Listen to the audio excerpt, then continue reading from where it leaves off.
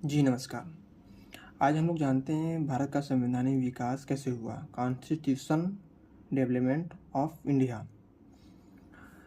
तो ऐतिहासिक परिप्रेक्ष्य की बात करें तो 1599 से मानी जाती है, जब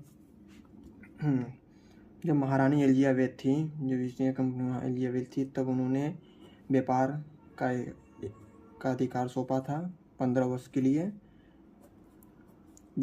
किसको? ब्रिटिशर्स के लिए।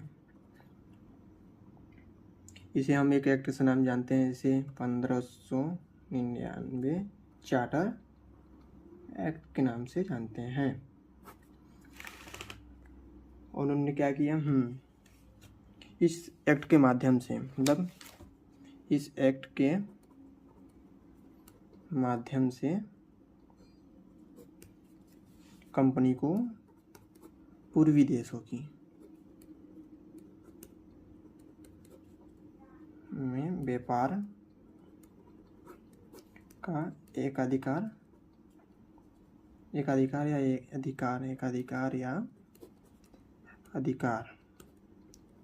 राइट सौंपा। इसके आगे चलते रहे हम लोग, फिर दो भागों में भी डिवाइड हो गया, मतलब कि एक क्राउन के शासन के समय और एक तुम्हारे ईस्ट इंडिया कंपनी के जब शासनकाल था तब संवैधानिक विकास कैसे हुआ, फिर क्राउन का शासनकाल आया तो कैसे विकास हुआ संवैधानिक विकास। ईस्ट इंडिया कंपनी के संवैधानिक विकास के अंतर्गत हम लोग देखते हैं कि 3, 4, 5 एक्ट आती है, जो हम लोग, मतलब कि इसमें क्या था कि 1773 एक्ट आता, रेगुलेटिंग एक्ट जिसे कहते हैं हम लोग, फिर बिट्स इंडिया एक्ट नाम से फिर जानते हैं, इसे 1784 नाम से जानते हैं। फिर इसके बाद एक्ट आपका फिर आया 1786 का एक्ट आया, फिर इसके बाद चार्टर एक्ट आ गया, इसे हम लोग 1793 एक्ट कर सकते हैं। फिर ब्रिटिशर्स के लिए फिर 20 वर्ष के लिए फिर काफ़ी, मतलब कि विवाद होने लगे, इसके लिए फिर काफ़ी व्यापार को लेकर फिर विवाद हुआ, इसलिए क्योंकि व्यापार इसलिए बंद हुआ कि, मतलब कि बंद करने की नौबत पे थी।